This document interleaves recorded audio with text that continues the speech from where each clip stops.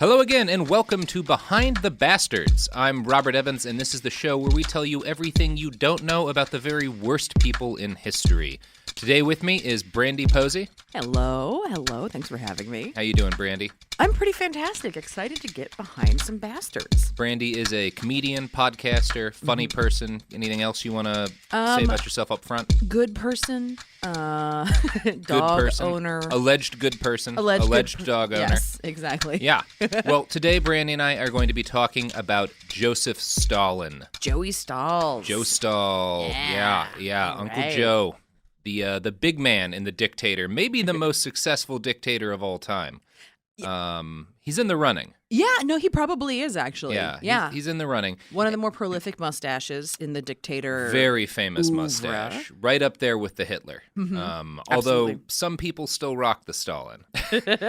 Okay, so everybody knows kind of the Cliff's Notes of Josef Stalin's career. He took over the Soviet Union after Lenin died in 1924. He purged a bunch of people. He starved several million more from 1932 to 33. During his time in power, he's estimated to have killed at least 6 to 9 million people, give or take a few million. 6 to 9 million. Yeah. Like he's right under Hitler in the murdering his own people death toll. He went up against Hitler and won in World War II. You might have heard of that. And then he died and had a movie made about that by the dude who created Veep.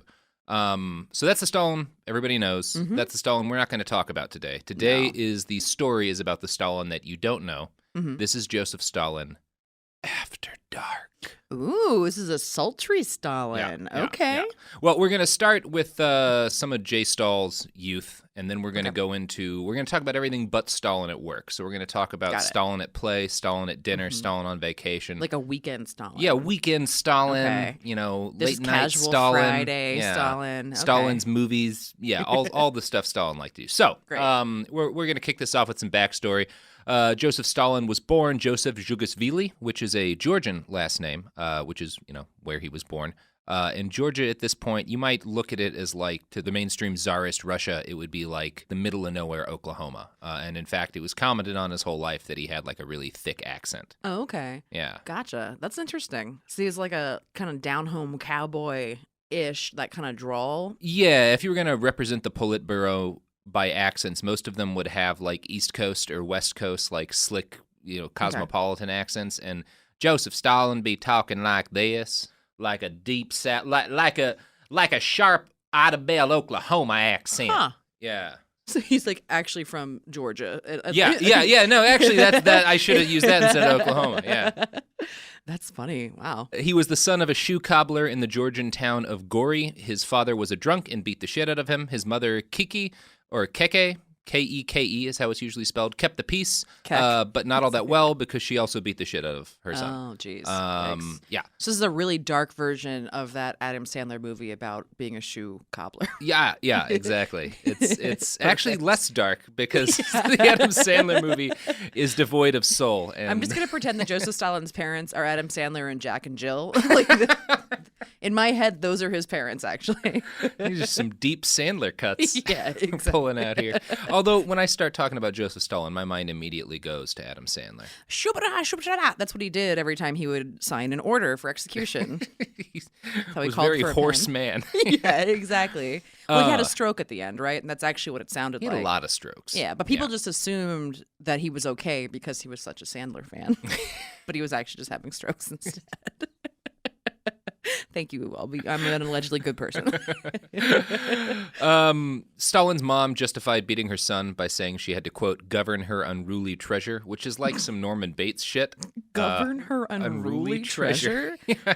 It almost sounds like how you talk about trimming your pubic hair. No, absolutely. I have to govern my unruly treasure. Govern my unruly... Like she's always looking at a giant brooch or a ring of some kind when she's saying it. Her son off in the distance. Yeah, that's definitely a sentence that you expect from a brooch wearer. Yeah, for she sure. wore a cape every day. It's what that sentence says to me. As an adult, she told him the beatings had done him no harm. Stalin insisted he had a terrible childhood where he'd wept constantly, which is probably true. Probably something Stalin wasn't lying about. Yeah. It's a lot of pressure being an unruly treasure. It's really a lot. I just want to be a boy. So Joseph's dad was out of the picture pretty quick, but he popped in from time to time to insist that his son take up the family trade of making shoes. Stalin did not want to make shoes. He liked books, like Saddam Hussein. Yep. Keke realized that her boy was special and decided that he should become a priest. Because back then, if you liked books, that was the default. Yeah. No. Yeah. Hey, nerds. Yeah. Nobody was like, you should go to Hollywood. They were like, priest. Yes. That's the gig for you. Go read the book. Yeah. Read the one book we allow. Yeah. So as a little kid, Stalin was successful in sort of the low-level children's gang warfare that was common in his village. But when he hit, yep, Just classic children's gang warfare. just good old late 1800s Russia. He hit adolescence though, and he stopped being so successful because he was very short and suddenly was less imposing. Other kids made fun of him because of his smallpox scars and his fucked up arm. His left arm was 2 inches shorter than his right because he'd been run over by a horse and buggy, which is the most 1800s injury you can have. I like that he's just like a fucking Harold Lloyd movie for the first 18 years of his life, basically. Yeah. That's amazing. Yeah, he's starting out rough. How do you get run over by a horse and buggy? Yeah, and I also would figure that you would specify either the horse or the buggy hit you, but maybe he got hit by both. Maybe all 4 legs and then Straight 4 over. wheels. Yeah. Also, how does that make your arm shorter? Is it just like it just is? I'm guessing it doesn't- just got broken and it Yeah, didn't yeah. grow right. Got it. Something Okay. like that. Yeah. Cool. So I'm picturing that his parents are Adam Sandler and Jack and Jill, and then he is Chris Elliott from Scary Movie 2. You should really get started on this screenplay. Okay, great. 'Cause Perfect. I feel like It's a very deep cut reference for 5 people that are listening. that's who we do this podcast for. So at age 9, Stalin or Joseph at this point enrolled in a theological school. He was devout at first and never missed a mass. Since this was a religious school, most books were forbidden, obviously, and the teachers encouraged kids to rat out their peers for reading banned literature. Stalin later admitted to ratting out a whole bunch of kids. Oh, So, of course. He yeah, loves to yeah. snitch. Yeah, seeing seeds planted Joseph, here. Yeah, Joseph snitch Stalin. Yeah. Okay. At age 13, Joseph read a copy of Darwin's The Origin of Species. He stayed up all night and told Keke, his mom, "I love the book so much, Mummy, that I couldn't stop reading it." Joseph decided that God didn't exist because if he did, the world would be more just. He dropped out of Jesus school at 14, which horrified his mother. 14? 14. Man. That's a man back then. Yeah, that's true. That's true. Most of you don't make it to 14. Yeah.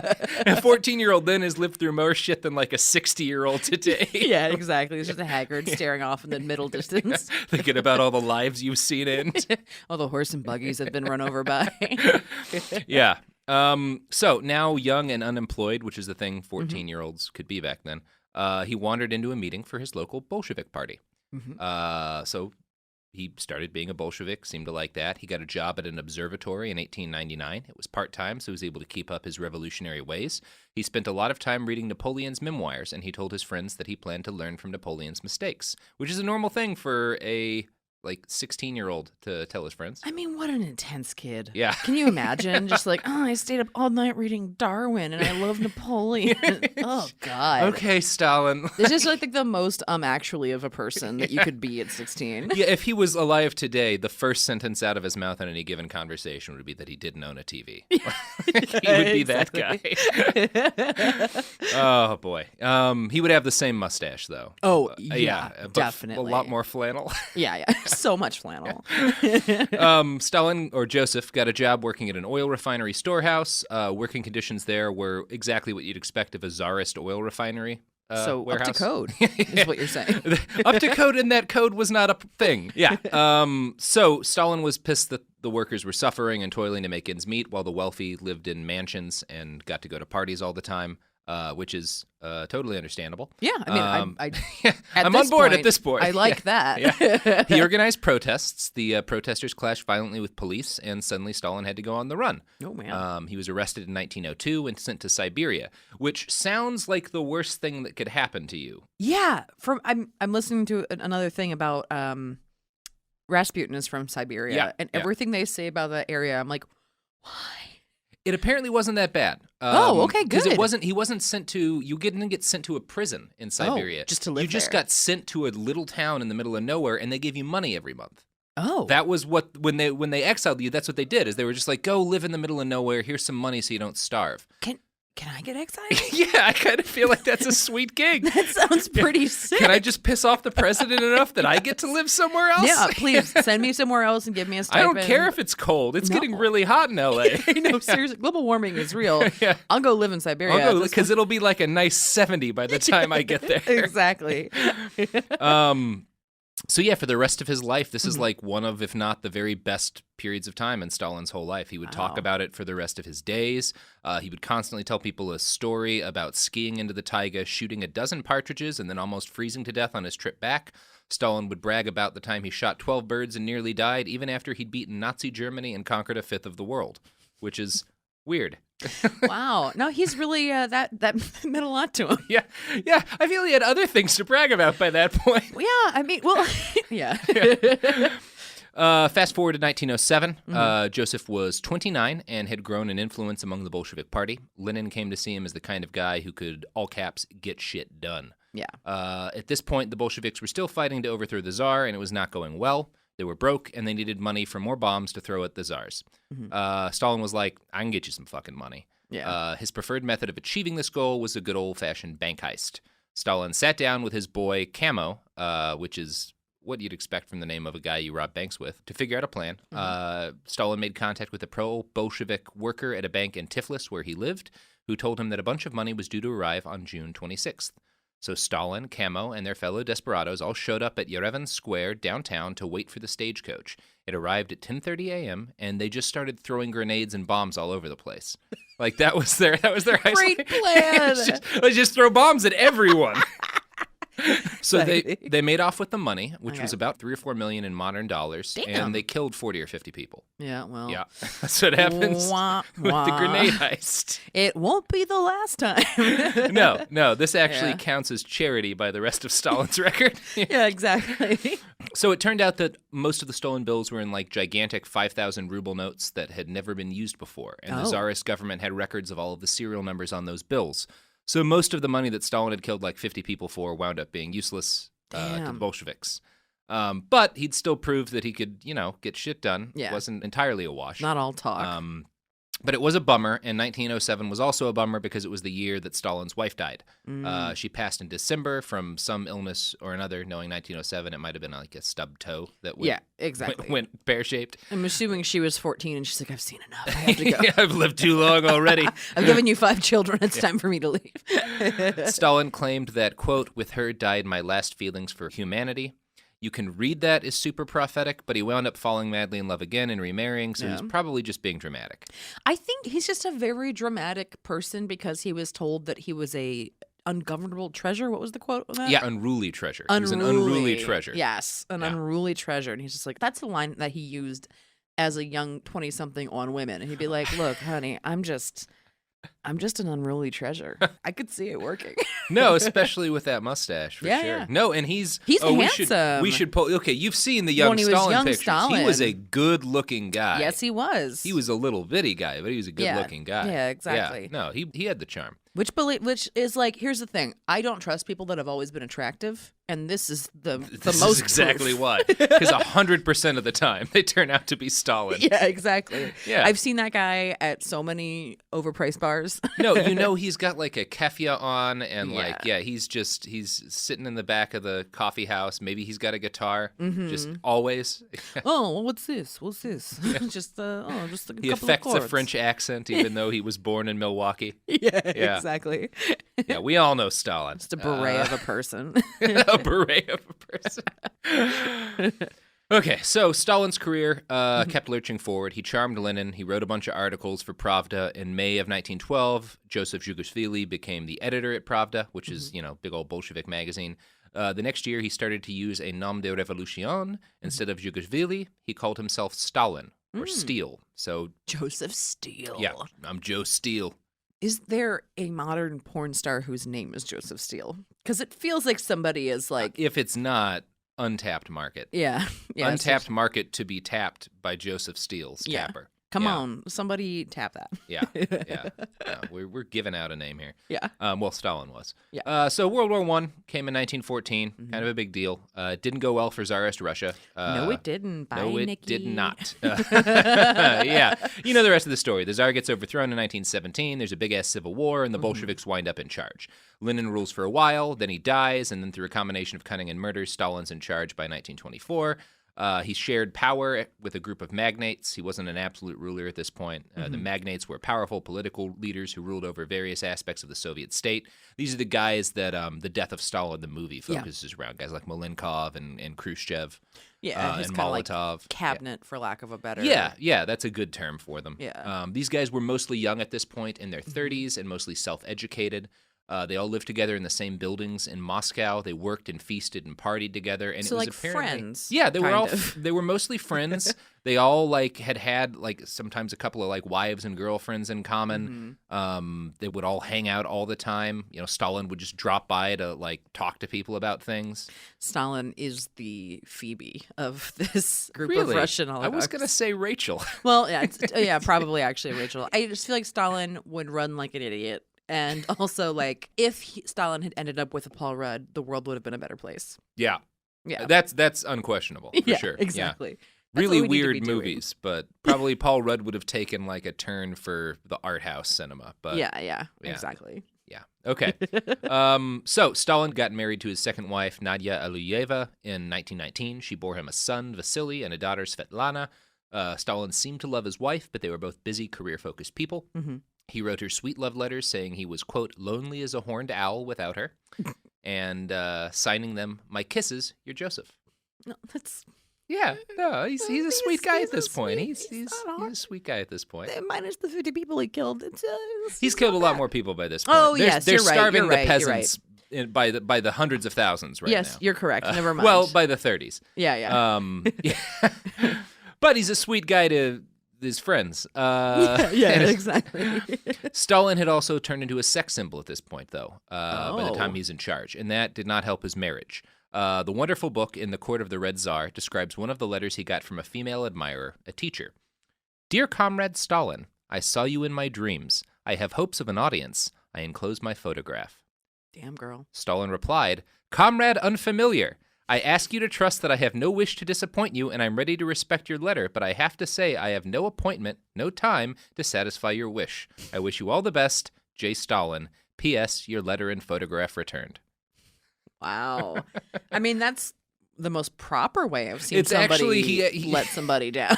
He's handled, actually, Joseph Stalin in this has handled being hit on by a young woman better than most modern American politicians. No, absolutely. Yeah. This is also like the first Tinder. Is what just happened. Yeah, he swiped right. Yeah, exactly. Just like, no, thank you, but No, here thank are all you. of your things back. And he did swipe left on a number of ladies. Yeah, it's I'm not sure. absolutely confirmed, but there's a lot of circumstantial evidence, and that Nadia, his wife, was very angry about some of that. You know, and maybe it wasn't true, but she just suspected it. But either way, she thought he was fooling around, and she was pissed. Yeah. When you got that kind of ego, I assume you probably are messing around. One woman isn't going to do it for you. No. Yeah, not when you're the dictator of all Russia.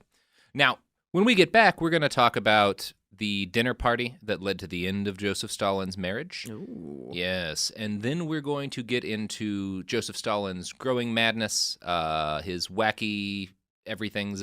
We're just going to talk more Stalin. Great. And coming up, we also have a whole lot of drinking, a whole lot of partying, a whole lot of vomiting, and what I'm just going to describe as Joe Stahl pulling a Cheney.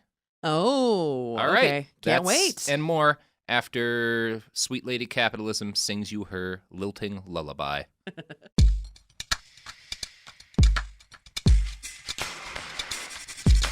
Welcome back. We are talking about Joseph Stalin and his troubled marriage to Nadia.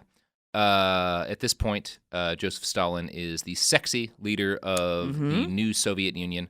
Nadia and he are very much in love, except she thinks he's cheating on her. And things come to a head at one banquet in 1932. She was also angry at him for starving hundreds of thousands of peasants to death. Yeah. Which is a fair. Stalin, you got some splaining to do. You know, we've all been there with a partner where, like, you think they might be cheating on you and they're starving the Ukraine. Well, it's like Yeah. when you make that pros and cons list of like trying to really break down if this relationship has, has the legs to stand forever. And you're like, okay, I mean, really, he bought me flowers, but he starved a lot of peasants. Starved 3.5 to 4 million peasants. Oh, boy. Yeah, it's Man. rough. It's rough. That's a hard Thanksgiving. So that's where their relationship is. Okay. They're at this big party. Everybody's drinking heavily. And Stalin had not noticed that Nadia had dressed up for the event. She wasn't a girly girl, and she didn't dress up often, so it was a big deal that he didn't notice it. Oh, Stalin. Stalin did eventually notice that Nadia wasn't drinking. I'm going to quote here from In the Court of the Red Tsar. "Why aren't you drinking?" he called over truculently, aware that she and Bukharin shared a disapproval of his starvation of the peasantry. She ignored him. To get her attention, Stalin tossed an orange peel and flicked cigarettes at her. But this outraged her, which... of course it did. When she became angrier and angrier, he called over, "Hey, you, have a drink." "My name isn't Hey," she retorted. Furiously rising from the table, she stormed out. It was probably now that Budyonny, which is one of these magnates, heard her shout at Stalin, "Shut up, shut up!" Stalin shook his head in the ensuing silence. "What a fool," he muttered. Wow. Yeah. Yikes. So she shot herself later that night. Oh, no. Yeah. Nobody really knows girl. why. Yeah, it's a bummer. It's a really sad story. Man, I like wanted to hear her like getting her groove back movie. It's like that's the one we deserve. No, but... we do not get that movie. Damn. We don't get anything like that movie. No, poor lady. Nobody That sucks. knows why she did it. There's a bunch of theories, but it broke Stalin. I wonder if she was pregnant. There's no evidence of that. Yeah, okay. He threatened to kill himself a bunch of times. When Nadia's mother showed up, like while the body was still in the house, one of the doctors offered her some valerian drops, which are supposed to like calm you down and like help you not freak out when the worst thing ever is happening. She said she couldn't drink them, and so Stalin grabbed the bottle and chugged them all down himself. Oh, boy. He insisted his wife's suicide had crippled him, and he did change after that. Prior to her suicide, the Soviet Union, like I'd said, had been starving a lot of people, but life in Moscow among the magnates and their families had been wonderful. In many ways, Nadia's suicide started the terror that followed, where he's just killing all these people who were close to him. Ah, that's where all those lists and stuff start Because he coming kills in. most of her family. Yeah. Oh, really? Yeah. Over a course of years, but he butchers most of her family. He butchers most of his first wife's family. I mean, not really how the you should keep the memories. Not really how. No. Most grief counselors recommend against massacring the families of your dead spouse. I mean, I know mother-in-laws can be a pain in the ass, but I wish I could do that. Yeah. So Stalin's friend Nikita Khrushchev, who took over after him, said that Stalin was a different man at different times. I knew no less than 5 or 6 Stalins. At one point, Joseph Stalin got angry at his son, Vasily, for using the name Stalin. He said, "But I'm a Stalin too." And Stalin said, "No, you're not. You're not Stalin, and I'm not Stalin. Stalin is Soviet power. Stalin is what he is in the newspapers and the portraits. Not you. No, not even me." Wow. Yeah. Huh. So he's like very self-aware of the thing that he's created. He would have been great at marketing. He would have been terrifying at marketing. Yeah. He would have been Don Draper times 1,000. Yeah, exactly. Just as attractive. Just as attractive. Yeah. A similar character, actually, who like had a wife, cheated on her a whole bunch, drank a bunch, like doesn't go by his real name. All right. Yeah, it's actually kind of weird how close those guys' backstories are. Yeah. Stalin was also described as very charming. He could be graceful and sensitive. People loved to be around him. He was good with kids, and he could really read a room. There's one story about a court singer who was performing in the Kremlin. Stalin's colleagues each started demanding he sing different songs, and Stalin said, "Let him sing what he wants," and then added, "I think he wants to sing Lindsay's aria from Onegin." And everybody laughed, although it's not really a request. Yeah, we gotta kind of do that. Stalin. I was gonna do red wine first. Is that okay? Stalin seemed to have a genuine joy for manipulating people. In 1913, while hiding out in Vienna, he gave the daughter of the woman hosting him a bag of candy every day. After a while, he asked the kid's mother who she thought the child would run to if they both called her.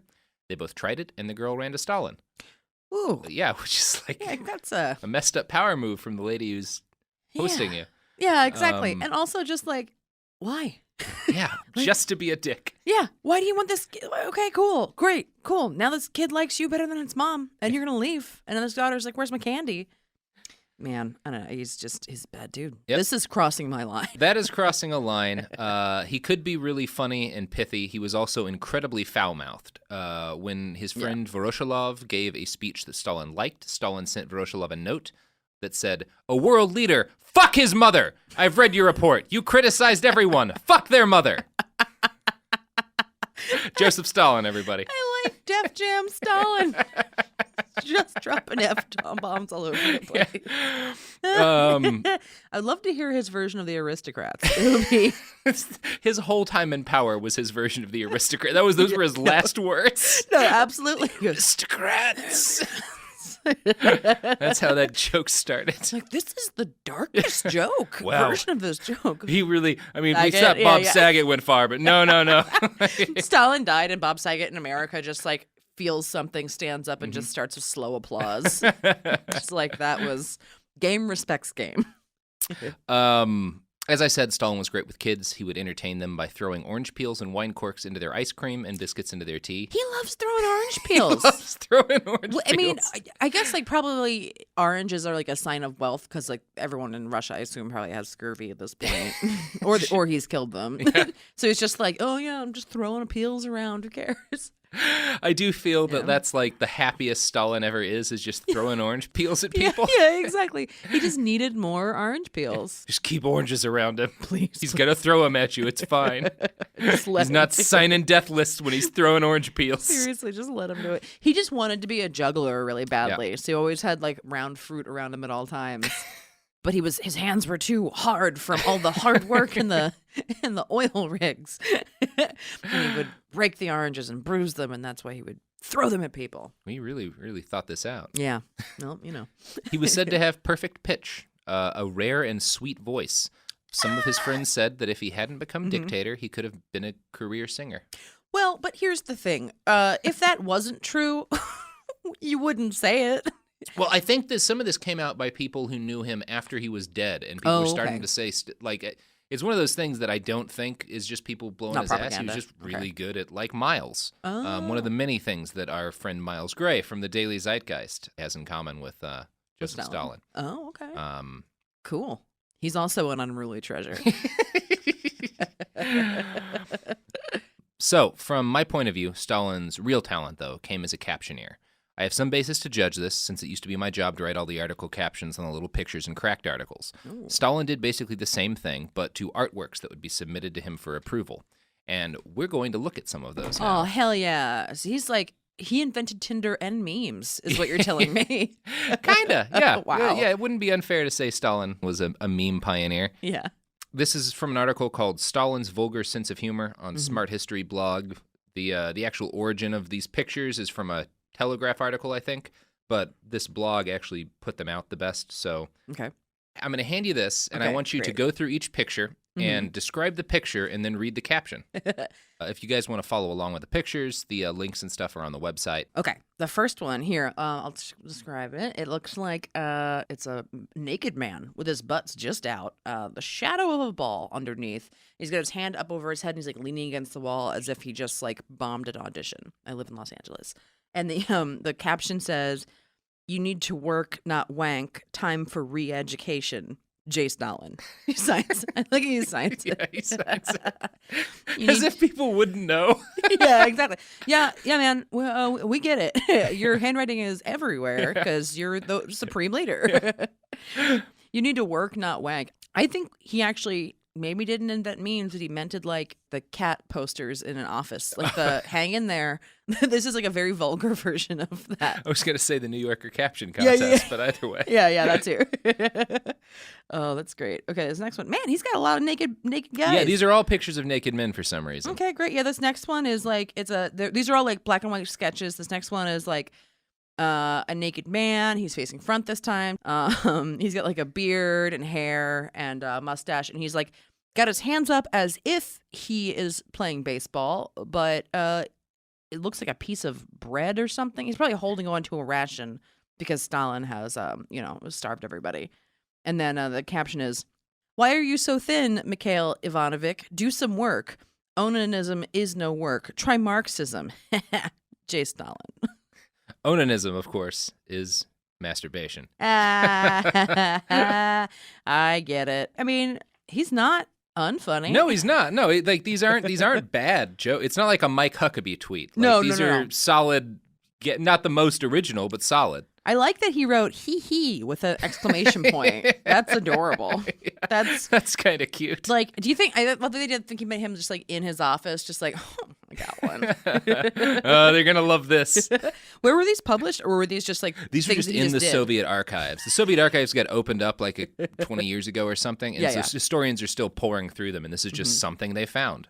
So it's like pictures of like Hitler's dead body, and then like all of these, these naked drawings sketches that Stalin captioned. Perfect.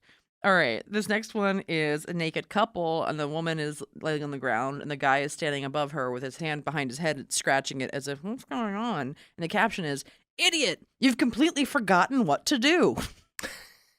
I mean, it's hilarious. Yeah. It's great. He didn't sign this one. No. Because he was just like, well, this one's obvious. Yeah. Nobody's going to think anybody but J. Stahl would write this. Yeah, exactly.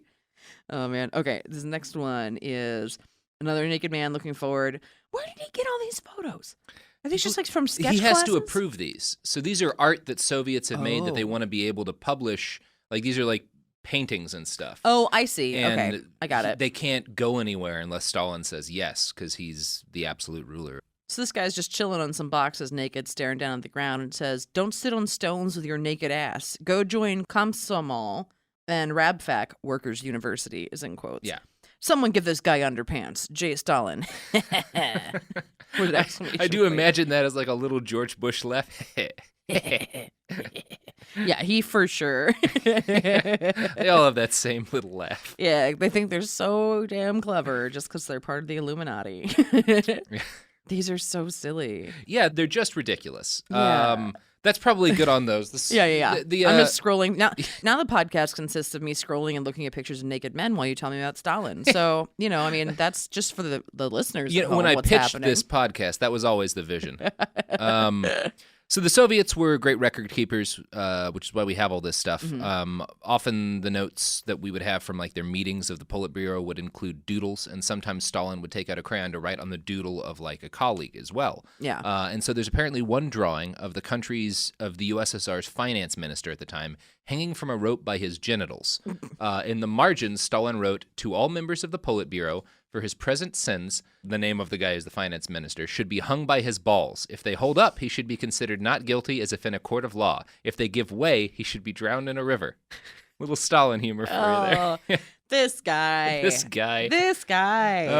Yeah. Oh, boy. Well, it's also funny because it's like the feminist response to burning witches. It's basically like, it's a finance minister test that is also bullshit and will kill you either way. Sure, why not? Who cares? Yeah. It's a whimsical, fun way to kill people. It is. Yeah. He was all about whimsy. Yeah. He also had an explosive temper.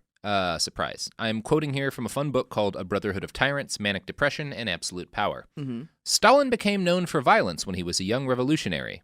Which, with all the kind bombs. Of goes hand in hand, yeah. Generally. He would lose control during arguments with party members, cursing them and throwing objects such as stools, which Steve Ballmer, the former CEO of Microsoft, loved to do. Quote, "When he was married to his first wife, Cato, Stalin's brutality was witnessed by a man with whom they were living. Scum, that's what he is. Cato was pregnant then, and he used to curse her in the most disgusting way and kick her in the belly." Oh, so, jeez. Yeah. Yikes. Yeah. Go from, Did he have any kids with the first wife? No. Yeah, one. One? Okay. One. Yeah. You never hear about that one. Yeah, you never. I mean, that one wound up dying in a Nazi concentration camp. Oh, yep. That's why. Yep. Yes. Yep. Yeah. Gotcha.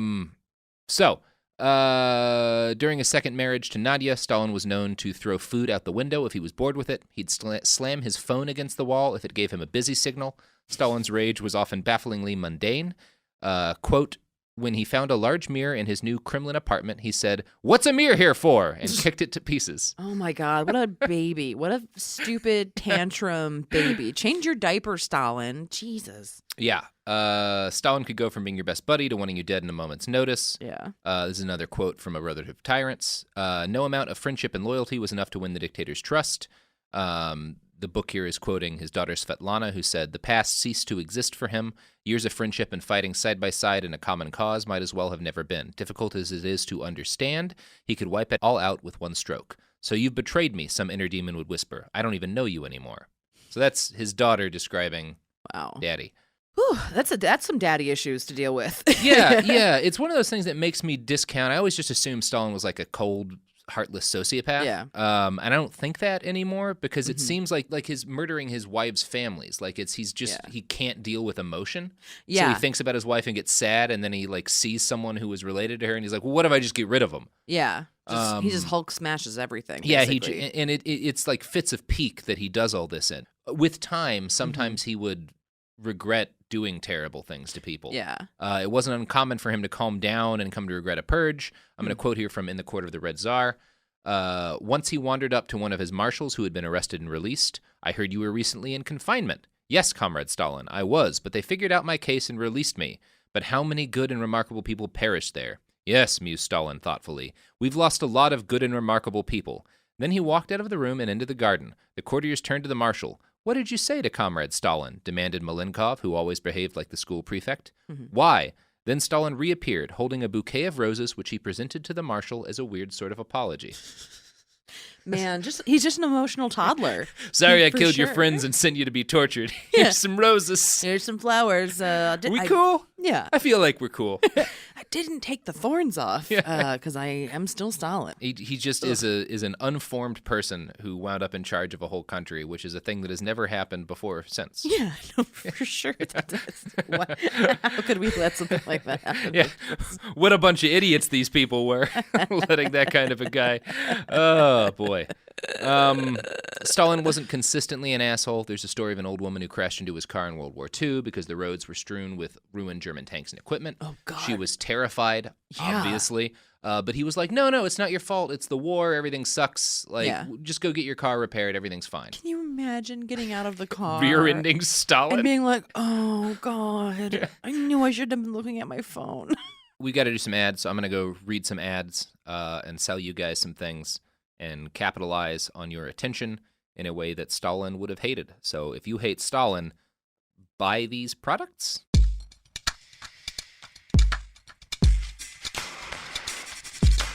All right, so we're back, and we're talking about Josef Stalin, After Dark, and we are telling a tale right now of Stalin on a visit to the front lines during World War II.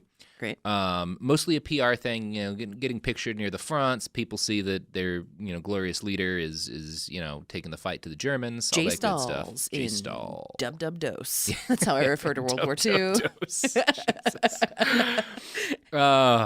Okay, so during this visit to the front lines, one of the nights they wind up chilling at a peasant's house. Stalin sleeps in one of her spare bedrooms. It's mostly like a PR thing. Like, look, he's so humble. Hitler's got all these bunkers. Stalin just crashed into a lady's house. Yeah. At the end of the visit, he insisted on paying her for his stay. But he couldn't figure out how much to pay her because he hadn't handled money in decades and he had no cash. And because all of the people with him were good Bolsheviks, none of them had cash either. Yeah. So nobody had any money to pay the woman. Here's some oranges. Here's some orange peels. Yeah. During the same visit, as he was driving home in his armored car, Stalin and his whole motorcade stopped because, quote, he needed to defecate. He got out of the car and asked if the bushes had any landmines or unexploded ordnance in them, and nobody knew, and they couldn't guarantee it. And since this was Stalin, nobody was willing to say that. So anyway, the premier and commander-in-chief of the Red Army dropped trow, squatted in the road, and took a shit in front of all of his men. Fun little part of World War II to have gotten to see. That's just great. Can you imagine the army is just marking back and being like, what the hell is that? Oh, God. It's the boss pooping in the road. Okay. Yep. Well, okay. Glorious leader. Great. This is what we're doing now. Yeah. He was a guy with weird priorities. At the height of the war, when he had dozens of armies assembled to launch a massive assault against the German lines, he decided that was also a good time to launch a massive nationwide song contest to see who could create the new national anthem. I mean, there are Simon Cowell tendencies to this man. Yeah, he's for sure a Cowlish figure, we could say for sure. Absolutely. Also a little guy. I've seen Simon Cowell. He wears real big heels. Why? Just accept that you're not tall. It's fine. Be little. It's fine. More people should be little. Yeah, it's fine. It's better. It means you take up less resources. Exactly. You're more ethical. I'm horribly unethical. Yeah. Okay, so the song contest led to the Soviet national anthem we all know and love today. It's objectively one of the coolest sounding anthems of all time, regardless of your feelings on socialism. It's intense. Stalin was very happy about it. He threw a gigantic party, all of the magnates dressed up in ridiculous costumes with gold braids and daggers and other nonsense. One foreigner present said the Russians were as happy with their new clothes as a little boy all dressed up in his new Christmas present fireman suit. Just more toddlers. They're just a bunch of big kids who have a country now. Like, if you did the Muppet Babies version of Stalin's USSR, it would just be the exact same plot, but with them in diapers. It's just emotional toddlers. So everybody got outrageously drunk. Yeah. The British ambassador, quote, fell flat on his face onto a table covered with bottles and wine glasses and cut himself. These quotes are all from In the Court of the Red Tsar, which is a wonderful book. Yeah. An American general, sadly unnamed, showed up at the party with 2 prostitutes. Stalin kept relatively sober, but after this party was sort of like the breaking point for that, and he started to drink more once the risk of defeat was limited. During the early stages of World War II, at most he might put a little brandy in his tea after a major victory, like the victory at Stalingrad. Got it. Yeah, but he yeah. kept sober because the whole world was at stake. Yeah, for sure. Well, and he probably, saw what the way that the Tsar and Tsarina handled themselves during World War I and was like, okay, well, I really got to get this one right. Yeah, I've learned a couple of things. I feel like a lot's riding on this whole World War thing. Yeah, exactly. So he starts drinking again after in like 43, and it becomes very clear that he is off the wagon in a December 1943 visit by Charles de Gaulle to Moscow. De Gaulle is sort of the exiled leader of France at this point. Stalin and de Gaulle had a disagreement over French recognition of the Polish government in exile. The negotiations stalled out, and Stalin decided to get ripshit drunk. He got hammered and then complained that de Gaulle was awkward and clumsy, and everyone needed to drink more wine so that everything could straighten out. Just have another drink. We'll figure this out. That's not how wine works.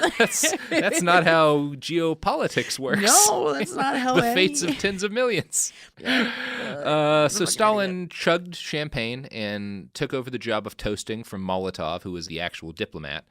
He cheered Roosevelt and Churchill, who weren't in attendance, and ignored de Gaulle, which is great diplomacy. Is Molotov cocktail named after that guy? Yeah. Oh, okay. Because of the Finnish-Russian War, I think. Okay, gotcha.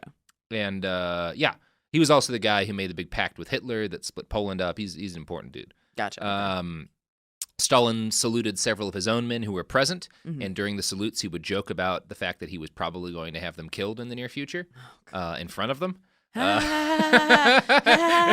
Just a lot of high-pitched side-eye laughing happening in the 40s in the USSR. It's nothing but side-eye laughing. Yeah. De Gaulle was horrified by all this. Yeah. Of course.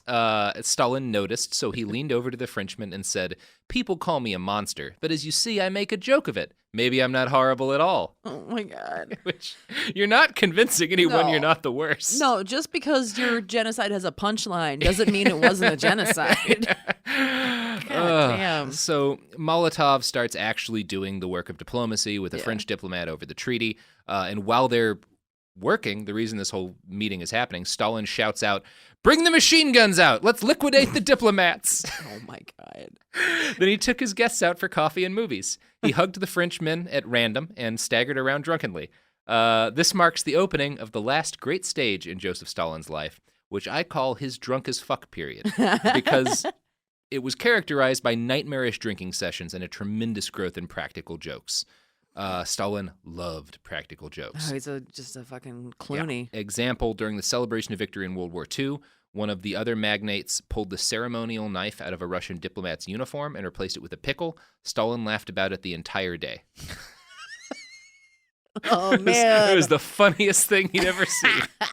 He would have loved Carrot Top. Yeah. He would have been I feel like Gallagher would have rocked Stalin's world. Oh, my God. He'd been like, America, not that bad. Not so bad. He became more erratic after the war, possibly as the result of several mini strokes and his increased drinking. He purged more and more of his inner circle and complained to Marshal Zhukov, who was the Russian general who won World War II, pretty much. Quote, "I am a most unfortunate person. I'm afraid of my own shadow." It's almost like killing millions of people will catch up to you sooner or later. Yeah. Yeah. And Stalin apparently couldn't be left alone, did not ever want to be alone for any long period of time if he could avoid it. And so every single night he would ask if all of the magnates were free for dinner. And they would come over to his house and they would start to eat. And these dinners would generally last 6 hours or longer. And that's just the dinner portion. As I go through this, remember, this is every day for the men that are around Stalin. Like, how long is your work day? And then you've got dinner after, like, you're just with him 24/7. This is the whole work day. Okay. This is the only work day. Got it. They start eating, and they start drinking mildly with bottles of wine, weak liqueurs, and sometimes champagne. Then, as the evening wore on, they would switch to toasts of vodka, something called pepper vodka, which sounds like the worst, and brandy. Yeah. They would always proceed past tipsy and sauced into a state of blind, stinking drunkitude. Stalin would generally water down his own drinks with mineral water on his doctor's advice, but that just meant it took him longer to get wrecked than everyone else, and so everyone else had to drink more and longer. Ooh. This is a quote from In the Court of the Red Tsar. Forcing his tough comrades to lose control of themselves became his sport and a measure of dominance. The drinking started with Stalin, not Beria. He, quote, forced us to drink to loosen our tongues, wrote McCoyan. Stalin liked the old drinking game of guessing the temperature, which is literally that classic drinking game. He would say to someone, hey, Beria, guess the temperature. And Barry would say, I don't know, 15. Yeah. And if it was 18, Barry would drink 3 shots of vodka. Oh. No. Oh, no.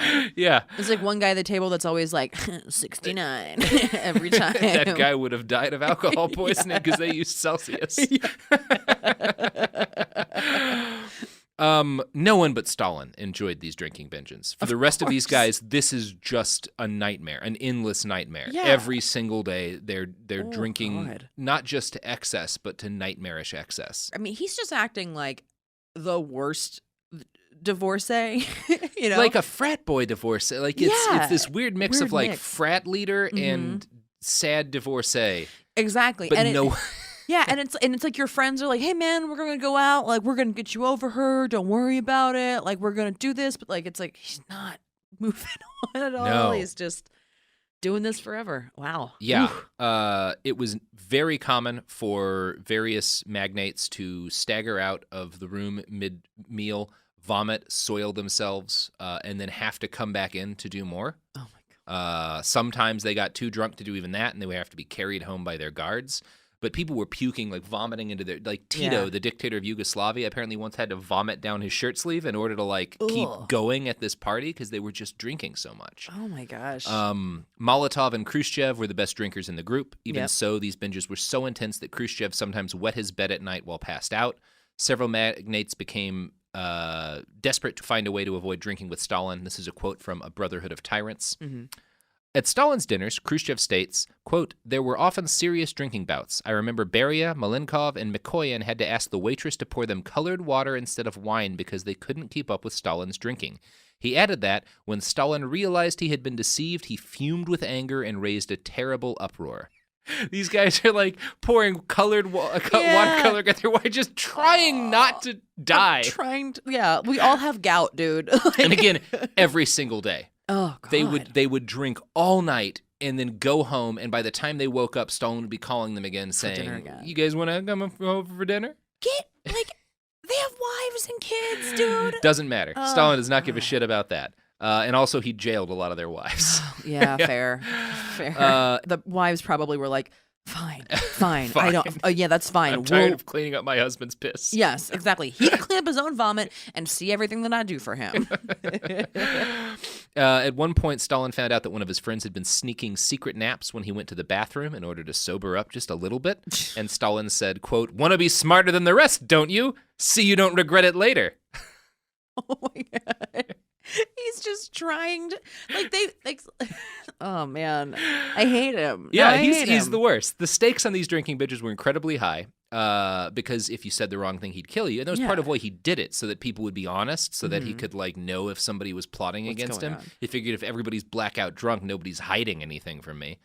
What a paranoid, crazy person. Yeah. Everyone was way too wasted to perform to peak ability, and these are very competent people. Yeah. So in order to try to stay alive, the magnates turned to crude practical jokes to keep Stalin occupied.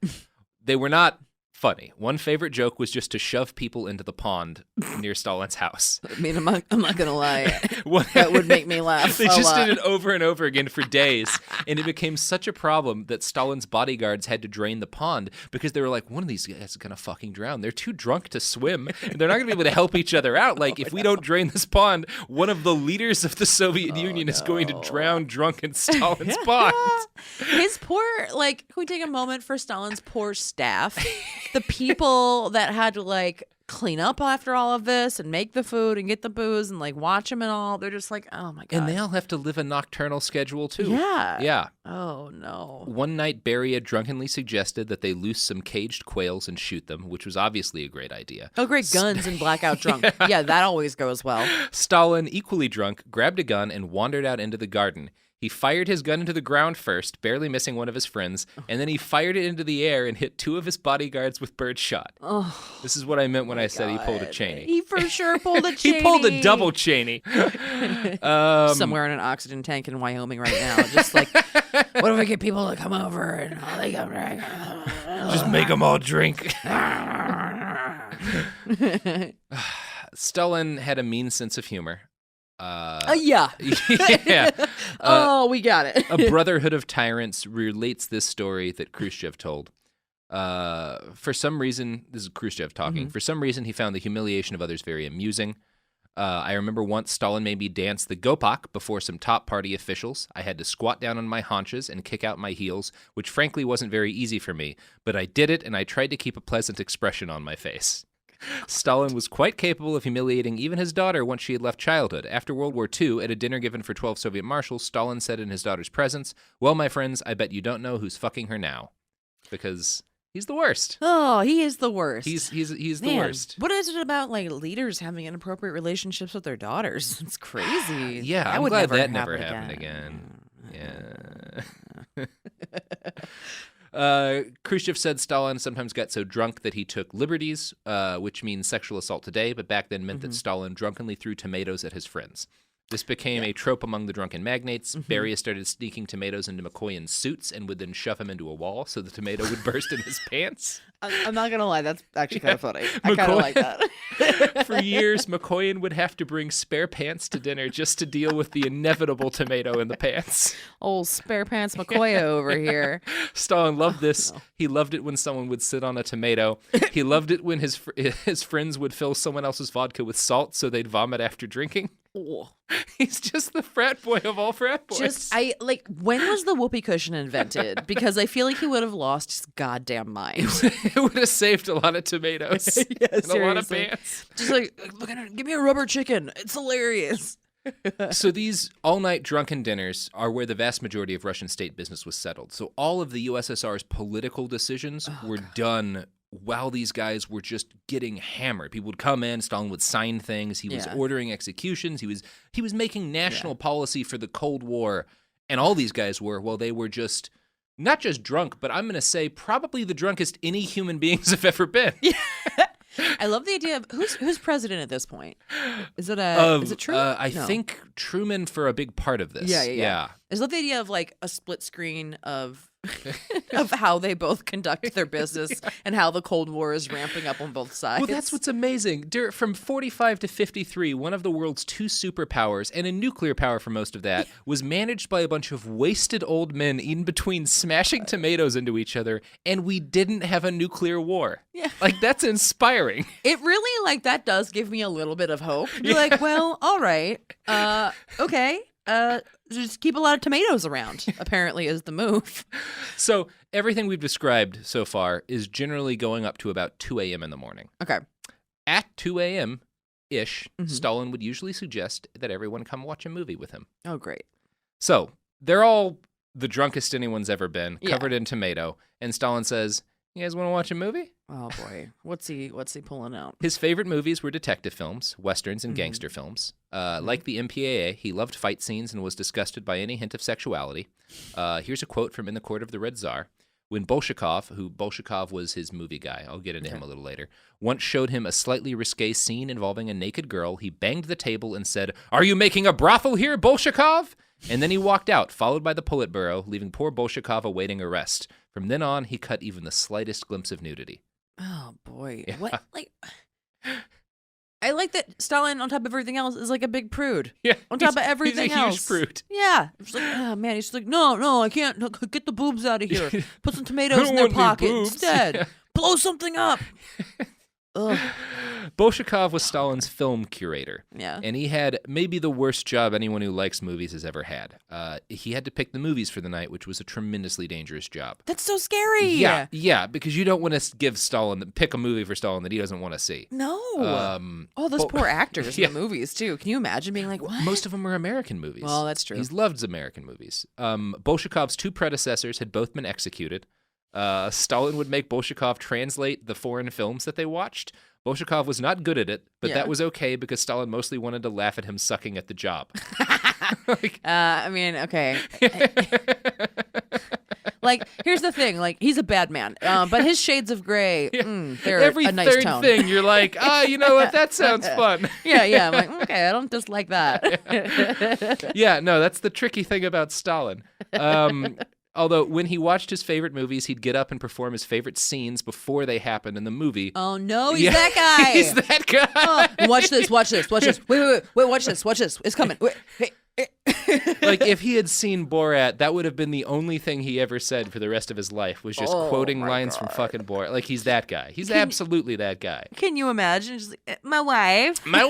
Just, forever. But if you don't laugh, he kills your family. You just have to laugh at my wife for the rest of your life. Yeah. It's a nightmare. Oh no.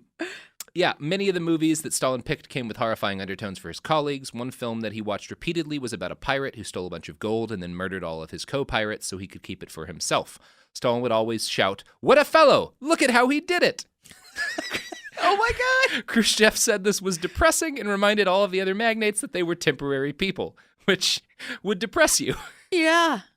As his reign wore on, Stalin's obsession with cinema seemed to warp his view of reality. At one point, he insisted on taxing the USSR's peasantry in the middle of a horrific famine.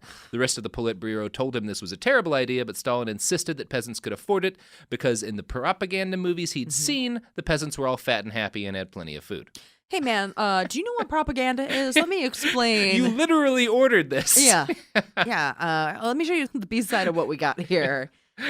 God. He was an early binge watcher. He'd usually suggest a second movie after the first, which would have elicited groans from his friends if groaning in his presence wasn't a death sentence. Movie time generally finished like around 4 or 5, something like that, a.m., at which point he would say, "Let's go grab a bite to eat if you have the time," knowing no one could say no to him. Yeah. Late in the night, whilst wasted, Stalin would insist on DJing for his hammered colleagues. Oh no, he's a DJ on top of everything else. He's also a DJ. And he prefers comedic records, including one with the warbling of a singer accompanied by the yowling and barking of dogs, which always made him laugh with mirth. So he's like a noise DJ? He's like a noise DJ. Oh no! He's a drunken noise DJ at like 5 a.m. after like 11 hours of drinking and music. Oh gosh. He's putting on noise music. Josef Stalin just needed Netflix and Coachella, and he would have been fine. The whole world would have been so much better off. He really would have been. Oh God. The idea of him being like, hey, like having one headphone on his head, just like, no, check this out. Ruff, ruff, ruff, meow, meow, meow, meow, meow, meow. That's what's happening. That's what's happening. This what a bite. Psychopath.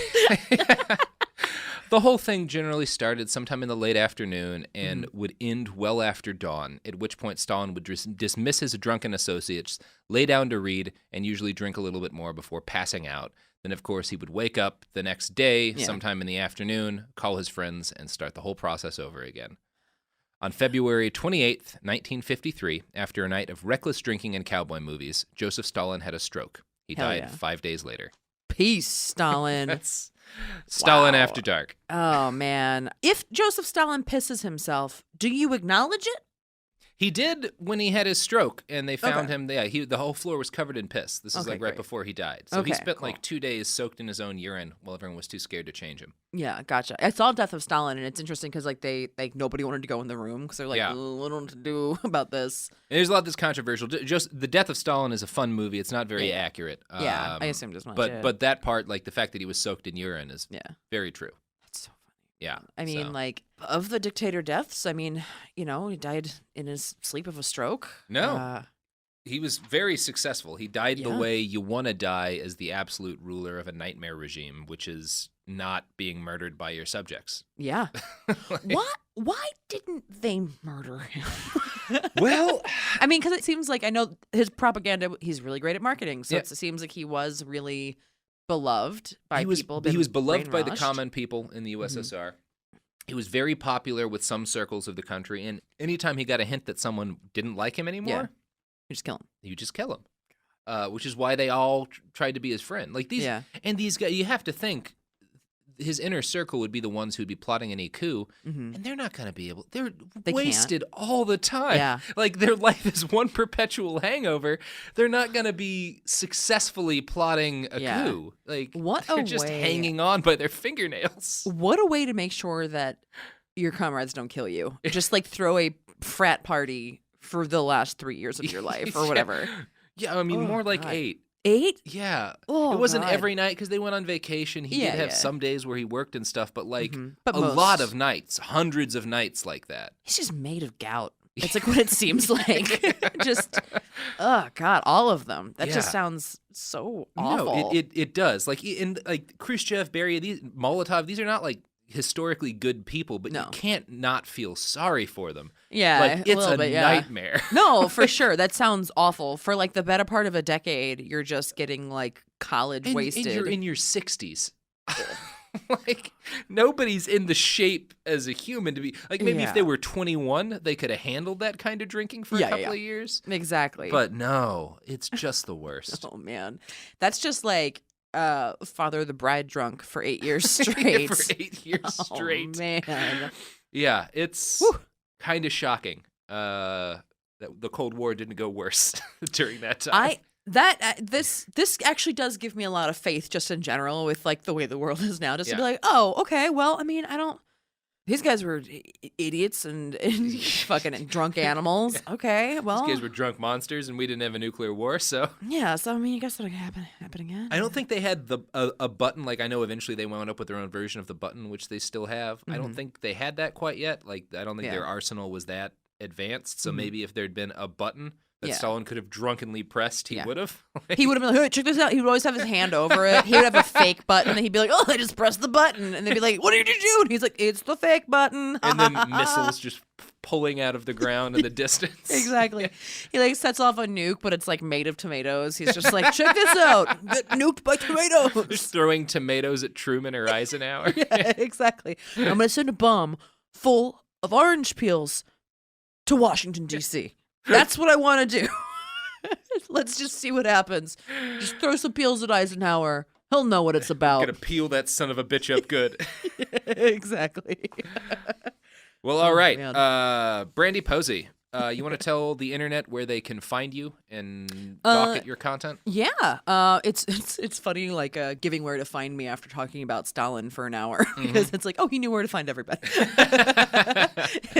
But for the record, you can find me on Twitter and Instagram at Brandazzle. And then my website is brandieposey.com. I have all my tour dates up on there. I'm a comedian and I tour the country quite a bit.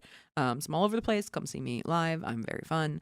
I have an album called Opinion Cave that's available on Spotify and iTunes and everywhere you buy albums or stream them. And then I have a podcast as well called Lady to Lady that is myself and 2 other female comics. And then we just kind of like goof around and hang out and do really dumb stuff. Like we take French Stewart to Sizzler and get him white wine. We basically Stalin French Stewart at a Sizzler for our 200th episode. So we do that kind of stuff. It's pretty fun. I do stuff all over the place. In LA, I have a monthly show called Picture This. That's comedians paired up with animators. And they live animate your jokes during your set, and it's really, really fun, and we get some huge names, and that's at the Virgil once a month here in Los Angeles, and it's free, and it's super fun, and all that info is at brandieposey.com. I am intimidated and impressed by the things you're doing. Aw, thank you. I'm Robert Evans. I have a book. You can find it on Amazon. It's called A Brief History of Vice. It's me experimenting with weird ancient drugs. Nice. You can find me on Twitter at IWriteOK. And while you're online looking us both up, you should swing on over to the Behind the Bastards website, behindthebastards.com, or you can find us on Instagram and Twitter at @bastardspod. Thanks a lot. See you next time, and remember to subscribe to this podcast so you can hear all about the worst people in history. Bye-bye.